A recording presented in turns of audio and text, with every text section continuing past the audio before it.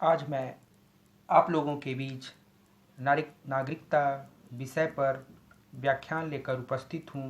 यह BA honours first year राजनीति विज्ञान का पेपर फर्स्ट का टॉपिक है।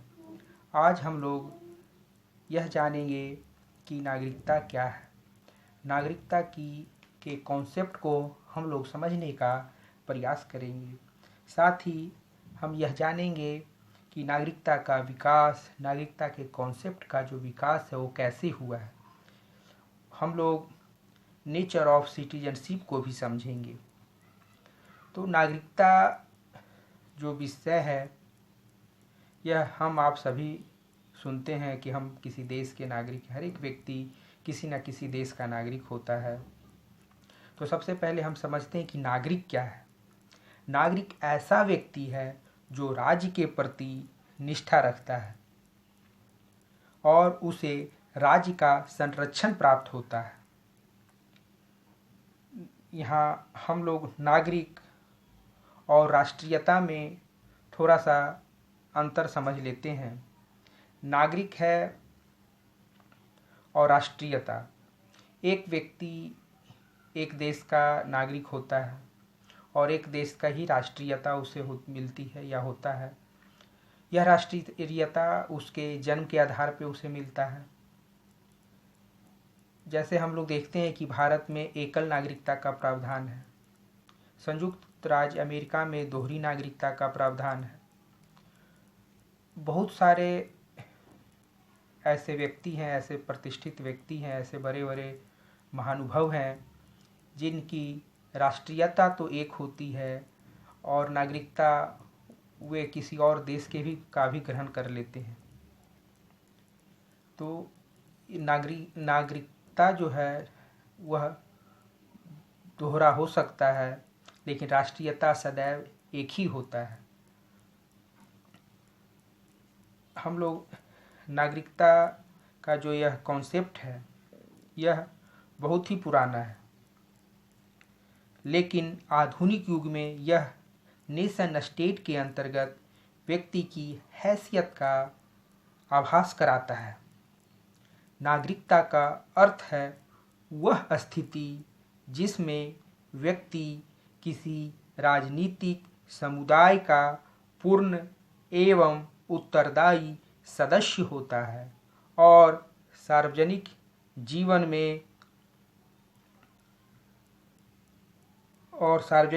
में भाग लेता है।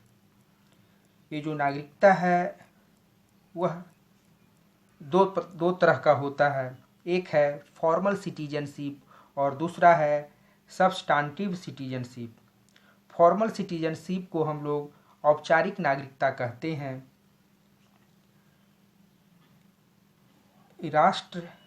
राज्य की सदस्यता औपचारिक नागरिकता के लिए पर्याप्त माना जाता है, जबकि सब्सटेंटिव सिटीजनशिप को हम लोग तात्विक नागरिकता कहते हैं। किसी राज्य के पूर्ण सदस्यों जिन्हें नागरिक, राजनीतिक और सामाजिक अधिकार प्राप्त होते हैं, उन्हें तात्विक नागरिकता अथवा सब्सटेंटिव नागरिकता कहते हैं। इसे हम जैसे भारत के जो नागरिक हैं जिनका भारत में जन्म हुआ है, उन्हें जन्म से ही नागरिक, राजनीतिक, सामाजिक अधिकार प्राप्त होते हैं, जबकि जो विदेशी हैं उन्हें औपचारिक नागरिकता प्रदान की हो जाती है या प्राप्त होती है। यहाँ हम लोग जैसे जानते हैं कि भारत में जो नागरिकता है वह 5 प्रकार से प्राप्त होता है। पहला है जन्म से, दूसरा है वंश परंपरा द्वारा नागरिकता, तीसरा है देशीकरण द्वारा नागरिकता, चौथा है पंजीकरण द्वारा नागरिकता, पांचवा है भूमि विस्तार द्वारा नागरिकता। तो इस तरह नागरिकता 5 प्रकार से भारत का नागरिकता प्राप्त होता है या प्रदान किया जाता है भारत द्वारा। लेकिन पंजीकरण के द्वारा ही नागरिकता जो प्रावधान है, उस आधार पे अगर किसी विदेशी को नागरिकता प्रदान की जाती है तो वह औपचारिक नागरिकता की श्रेणी में आता है और वह फॉर्मल सिटीजनशिप की श्रेणी में आता है। किसी राज्य में व्यक्ति को नागरिकता किन किन शर्तों पर प्राप्त होगी, यह उस राज्य के संविधान और कानून में निर्धारित होता है। भारत में नागरिकता दिए जाने का जो प्रावधान है वह संविधान में वर्णित है। इस नागरिकता के प्रावधान में कई संशोधन भी हुए हैं। अन्य देशों के संविधान में भी वहाँ की नागरिकता प्रदान किए जाने का प्रावधान है। अभी हाल में ही जो नागरिकता संशोधन बिल आया, उसको लेकर हम लोगों ने देखा कि उसके लेकर कितना विरोधाभास उत्पन्न हुआ। ये जो नागरिक अधिकार हैं वह ऐसे अधिकार हैं जो किसी राज्य के नागरिक को केवल नागरिकता के आधार पर प्राप्त होते हैं और जिन्हें कानून के द्वारा सुरक्षित किया जाता है। नागरिक अधिकारों का स्रोत नागरिकता का विचार है। यह जो नागरिकता है उसका स्वरूप क्या है, तो इस हम लोग कह सकते हैं कि एक नागरिक का उस राज्य के साथ परस्पर संबंध होता है।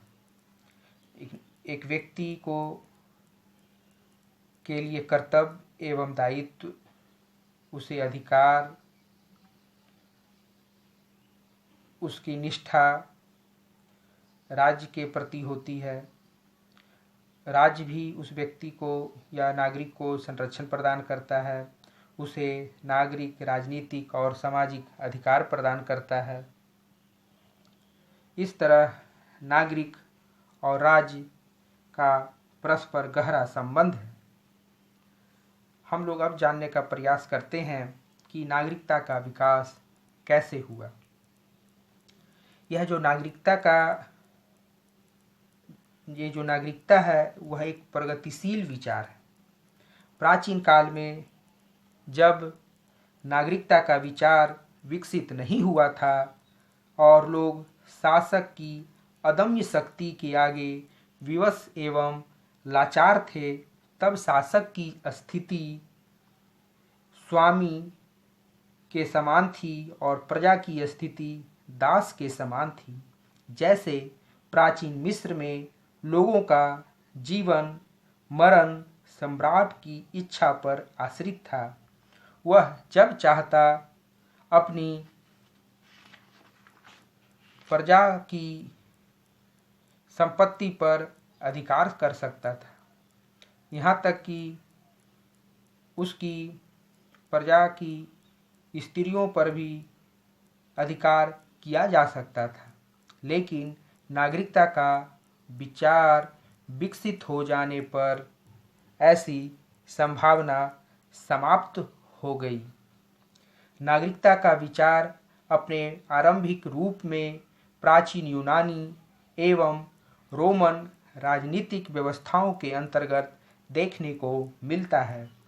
यहाँ ध्यान देने वाली बात यह है कि प्राचीन यूनानी राजनीतिक समुदाय का स्वरूप आज के लोकतंत्रीय राष्ट्र राज्य के राजनीतिक समुदाय से सर्वथा भिन्न था। आज के लोकतंत्रीय राज्य के सभी सदस्य वहाँ के नागरिक माने जाते हैं, परंतु प्राचीन यूनानी नगर राज्य के निवासियों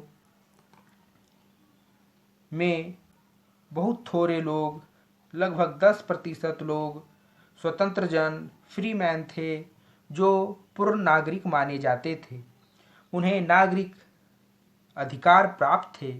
वे समुदाय में दास, स्त्रियां और अन्य देशी आते थे जिन्हें कोई नागरिक अधिकार प्राप्त नहीं थे। अतः अरस्तु ने नागरिकता को शासक वर्ग का विशेषाधिकार, privilege of the ruling class माना है। यह शक्ति के प्रयोग में प्रभावशाली सहभागिता का संदेश देती है। कुछ भी हो, प्राचीन यूनानी चिंतन में शासक वर्ग के इस विशेषाधिकार को कर्तव्य का रूप देकर इसके पालन पर बल दिया गया, ताकि राजनीतिक समुदाय सब लोगों अर्थात नागरिकों और गैर नागरिकों दोनों तरह के लोगों को उत्तम जीवन, गुड लाइफ प्रदान करने में सहायक सिद्ध हो। यूनानी नगर राज्यों के पतन के बाद रोमन साम्राज्य के युग में नागरिकता की नई परिभाषा विकसित की गई। प्रारंभ में वहाँ भी नागरिकता सत्ताधारियों का विशेषाधिकार था, परंतु बाद में सामान्य जनों और युद्ध में पराजित लोगों को भी नागरिकों का दर्जा दे दिया गया। केवल निम्नतम श्रेणियों के लोगों और स्त्रियों को नागरिकता के दायरे से बाहर रखा गया। अतः अब नागरिक का अर्थ कानून का संरक्षक नहीं रहा, बल्कि यह माना जाने लगा कि नागरिक को कानून का संरक्षण प्राप्त होता है। मध्ययुगीन यूरोप में जब राजनीतिक सत्ता पर धार्मिक सत्ता का वर्चस्व स्थापित हो गया, तब नागरिकता का विचार विशेष चर्चा का विषय नहीं रहा। लेकिन 15वीं एवं 16वीं शताब्दी में जब पुनर्जागरण हुआ एवं आधुनिक चिंतन का उदय हुआ, तब इतावली गणराज्यों में नागरिकता का विचार फिर से आकर्षण का केंद्र बना। प्रख्यात इतावली विचारक मैकियावेली ने नागरिकता को नया जीवन प्रदान किया। 17वीं शताब्दी के इंग्लैंड में जेम्स हैरिंगटन एवं जॉन मिल्टन ने इसका पुनर्निरूपण किया। हैरिंगटन महोदय ने भविष्य के लिए एक ऐसी आदर्श व्यवस्था का चित्र खींचा जो कानूनों का साम्राज्य होगा, मनुष्यों का नहीं। An empire of the laws not of man. वहीं इंग्लैंड की गौरवमय क्रांति 1688 के समर्थकों ने नागरिकता के विचार को विशेष रूप से लोकप्रिय बनाया। 18वीं शताब्दी में अमेरिकी क्रांति एवं फ्रांसीसी क्रांति, अमेरिकी क्रांति 1776 ईस्वी में हुआ और फ्रांसीसी क्रांति 1789 ईस्वी में। इन दोनों क्रांतियों के साथ नागरिकता का विचार पूरे उत्कर्ष पर पहुंचा। भारतीय संविधान के निर्माताओं ने भी नागरिकता के प्रावधान को भारत के संविधान में स्थान दिया।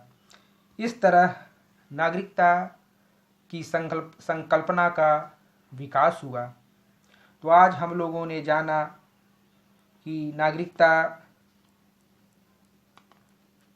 क्या है, नागरिकता का स्वरूप क्या है, नागरिकता की संकल्पना का विकास कैसे हुआ।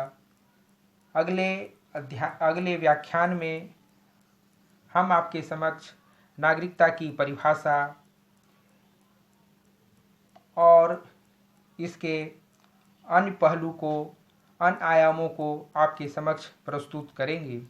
आज के व्याख्यान से संबंधित जो भी प्रश्न हो, जो भी समझने में कठिनाई आई हो, वह आप हमारे व्हाट्सएप और ईमेल एड्रेस पर आप प्रश्न पूछ सकते हैं।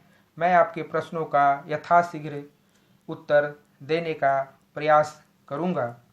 धन्यवाद।